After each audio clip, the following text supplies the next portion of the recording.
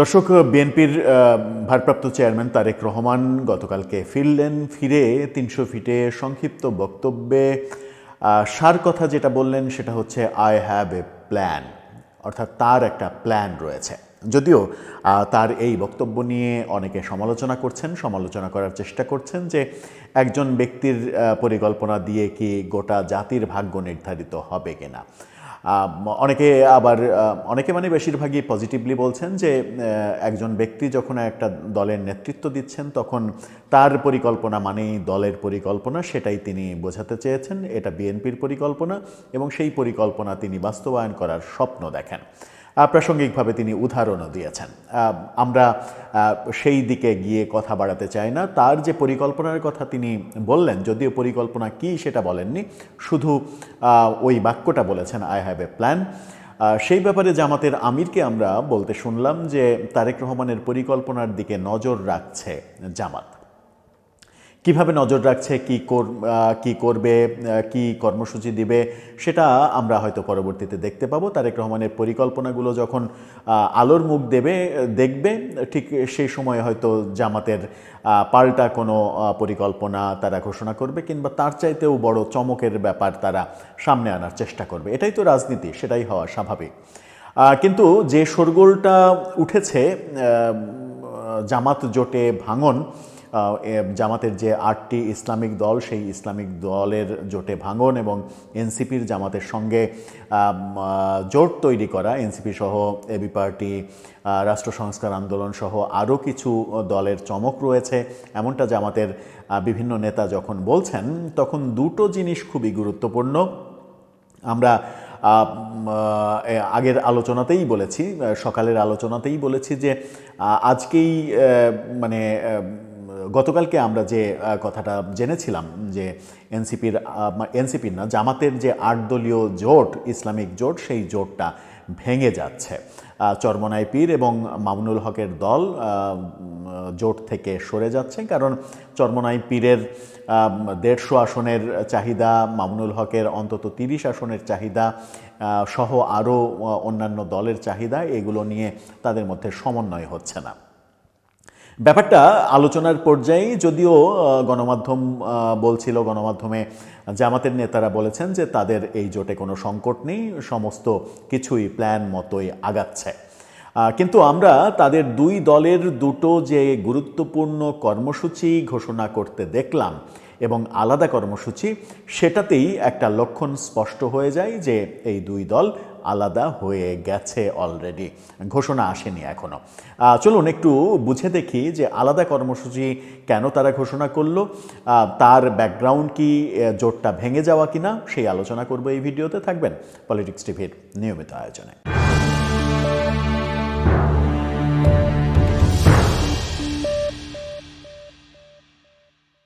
দর্শক, বলছিলাম জামাত এবং ইসলামী আন্দোলন, চরমোনাই পীরের যে দল, সেই দুই দল নির্বাচন উপলক্ষে 2 দিনে 2টি বড় কর্মসূচির ঘোষণা দিয়েছে।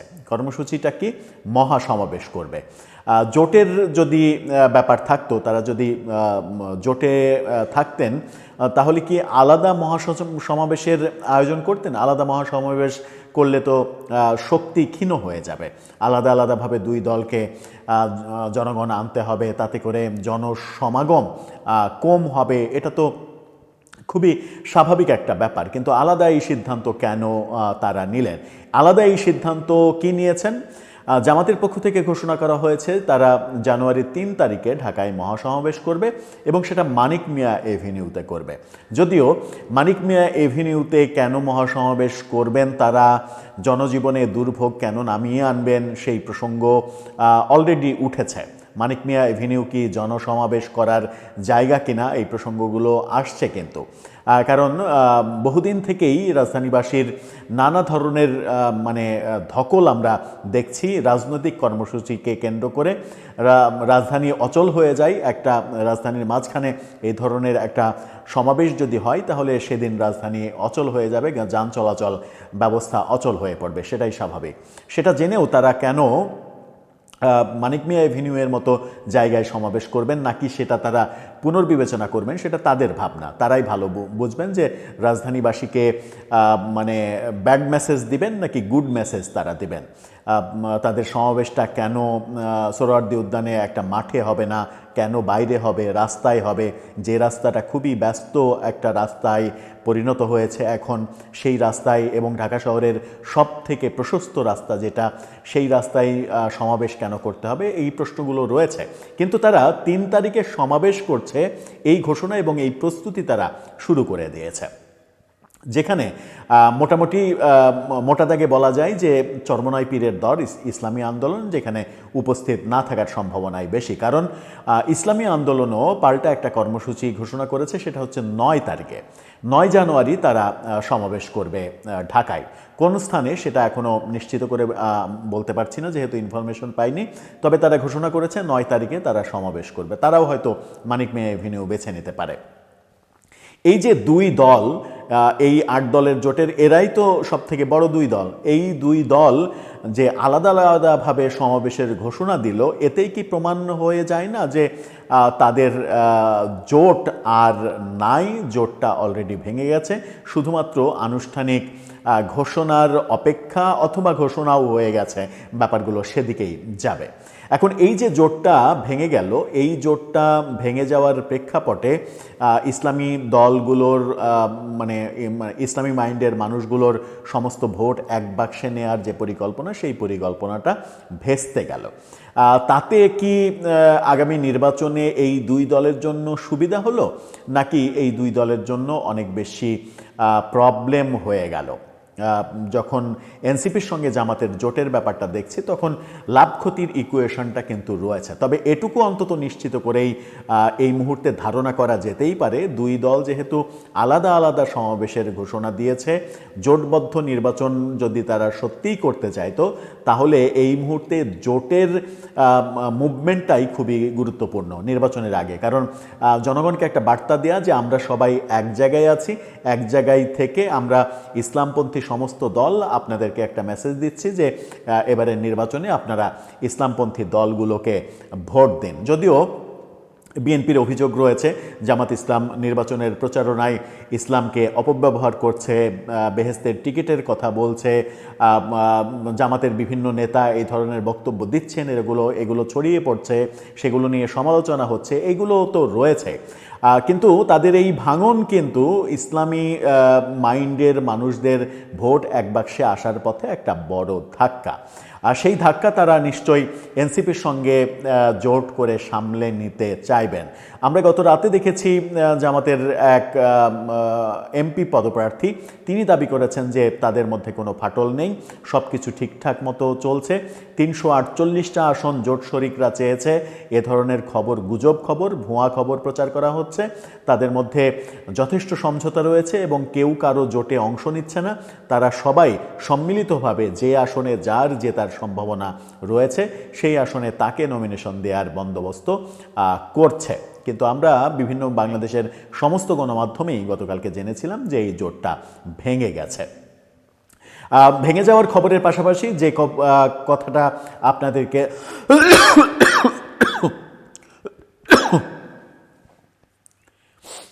ভেঙে যাওয়ার ব্যাপারটা স্টাবলিশ করার জন্য যে 2টা কর্মসূচি তাদের ঘোষণা করা হয়েছে, সেই 2টা কর্মসূচি আমার মনে হয় উল্লেখ করা যথেষ্ট যে তাদের জোটটা থাকছে না। আগামী নির্বাচনের মেরুকরণ কি তাহলে পাল্টে যাচ্ছে? আগামী নির্বাচনে তাহলে কি এই দলগুলো বুঝতে পেরেছে যে তারেক রহমানের ফেরার সঙ্গে সঙ্গে এক ধরনের বিএনপির পক্ষে দেশে জোয়ার শুরু হয়েছে? এবং সবথেকে বড়, মানে আমি যদি একেবারেই নিরপেক্ষ অবস্থান থেকে চিন্তা করি, তাহলে আমরা দেখব যে গত 15 মাস, 16 মাসটা বাদ দিয়ে, ডিসেম্বর মাস বাদ, ডিসেম্বরের আগে পর্যন্ত, নভেম্বর পর্যন্ত সারা দেশে জামাতের একটা পজিটিভ ভাইব তৈরি হয়েছিল।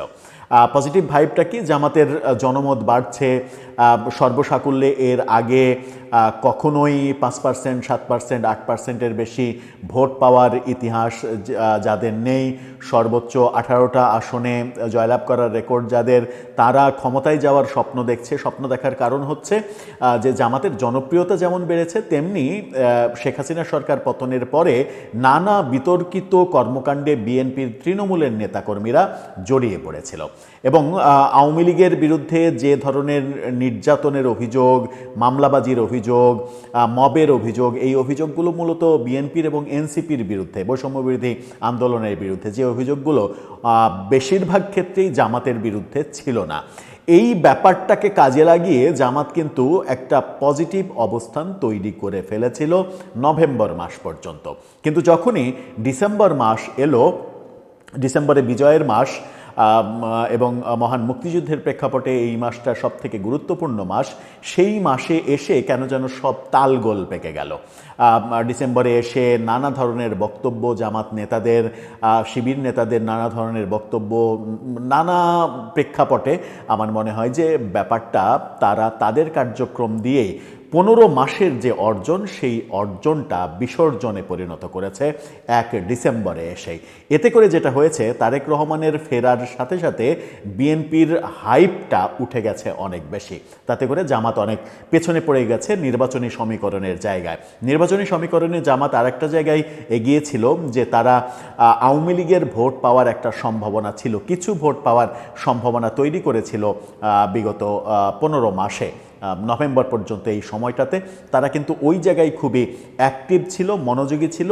ডে 1 থেকে, যেটা আমরা একাধিকবার আমাদের আলোচনায় বলেছি, ডে 1 থেকে জামাত ভোটের রাজনীতিতে মনোযোগী ছিল, যে কারণে তারা ভাবছিল যে ভোটার মানে তার পরিচয় কি, তার চাইতেও বড় পরিচয় হচ্ছে একজন ভোটার। সুতরাং একজন ভোটারের ভোট আমাকে নিতে হবে। এই জায়গা থেকে তারা একটা স্ট্র্যাটেজি অবলম্বন করেছে, যে জায়গায় তারা সফল হচ্ছিল। কিন্তু ডিসেম্বরে এসে তারা কিছু বড় বড় ভুল করে ফেলে। তাদের বিভিন্ন নেতা মুক্তিযুদ্ধের ব্যাপারে নানা ধরনের নেগেটিভ মন্তব্য করে এবং ব্যাপারগুলোকে এমনভাবে সামাজিক যোগাযোগ মাধ্যমে এবং গণমাধ্যমে ব্যাপারগুলো এমনভাবে প্রচারিত হয়েছে, যাতে করে আমার মনে হয় যে জামাতের ভাবমূর্তি, যে অর্জন ছিল 15 মাসে, সেই অর্জনটা নষ্ট হয়ে গেছে অনেকখানি। মানে বলা যায় যে 3/4 নষ্ট হয়ে গেছে, এমন দাবিও অনেকে করেন। সেটা রিকভারি করা একটা জামাতের একটা বড় চ্যালেঞ্জের ব্যাপার, যে সেটা তারা কতটা রিকভারি করতে পারে। কারণ মুক্তিযুদ্ধ ইস্যুতে তাদেরকে নিয়ে অনেক আলোচনা রয়েছে, সেই আলোচনাগুলো আবারও উস্কে উঠেছে যখন আমরা বিভিন্ন জায়গায় দেখেছি যে মুক্তিযুদ্ধের চিহ্নিত রাজাকারদের বিরুদ্ধে এই প্রজন্ম যখন কোনো উদ্যোগী হয়েছে, তখন সেই উদ্যোগটার বিরুদ্ধে অবস্থান নেওয়া হয়েছে, নানা ধরনের বয়ান দেওয়া হয়েছে। আমরা 14ই ডিসেম্বরের আগে, শহীদ বুদ্ধিজীবী দিবসের আগে এরকম বয়ানও শুনেছি যে বুদ্ধিজীবীদের পাকিস্তানি হায়েনারা মারেনি, তাদেরকে মেরেছে ভারতীয় বাহিনী বাংলাদেশের বুদ্ধিজীবীদের মেরেছে। পাকিস্তানিদের রক্ষা করার এই ধরনের বয়ানগুলো তাদের জন্য আমার মনে হয় অনেক বড় ক্ষতির কারণ হয়েছে। এবং সর্বশেষ গতকালকে তারেক রহমানের ফেরাটা বিএনপির হাইপ অনেক বেশি বাড়িয়ে দিয়েছে। এতে করে আমার মনে হয় যে জামাত জোটে একটা নতুন উদ্বেগ তৈরি হয়েছে।